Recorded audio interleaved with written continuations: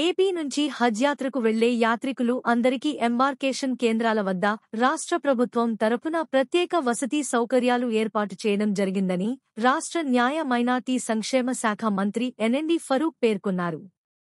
గురువారం నంద్యాలలోని national PG కళాశాలలో జిల్లా హజ్ కమిటీ అధ్యక్షుడు, నేషనల్ విద్యాసంస్థల చైర్మన్ డాక్టర్ ఎస్.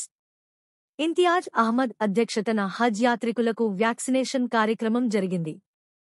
వ్యాక్సినేషన్ కార్యక్రమాన్ని రాష్ట్ర న్యాయ మైనార్టీ సంక్షేమ శాఖ మంత్రి ఎన్ఎండి ఫరూక్ ప్రారంభించారు. ఈ సందర్భంగా మంత్రి మాట్లాడుతూ ప్రస్తుత ఏడాది రాష్ట్రం నుంచి హజ్ యాత్రకు మంది యాత్రికులు వెళ్తున్నారని పేర్కొన్నారు. హైదరాబాద్, బెంగళూరు ఎంబార్కేషన్ సెంటర్ల నుంచి వివిధ దశల్లో హజ్కు బయలుదేరడం జరుగుతుందని అన్నారు. ఎంబార్కేషన్ కేంద్రాల వద్ద యాత్రికులకు రాష్ట్ర ప్రభుత్వం తరపున అన్ని వసతులను ఏర్పాటు చేసినట్లు తెలిపారు.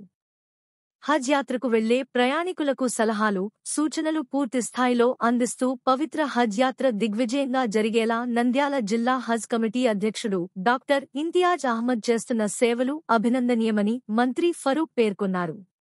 మొదటి దఫాలో హజ్కి వెళ్లే ప్రయాణికులకు వ్యాక్సినేషన్ను మంత్రి ఫరూక్ ప్రారంభించారు. అనంతరం హజ్ యాత్రకు ఉపయోగపడే విధంగా ప్రత్యేకంగా తయారు చేసిన బ్యాగ్లను మంత్రి చేతుల మీదుగా పంపిణీ చేశారు.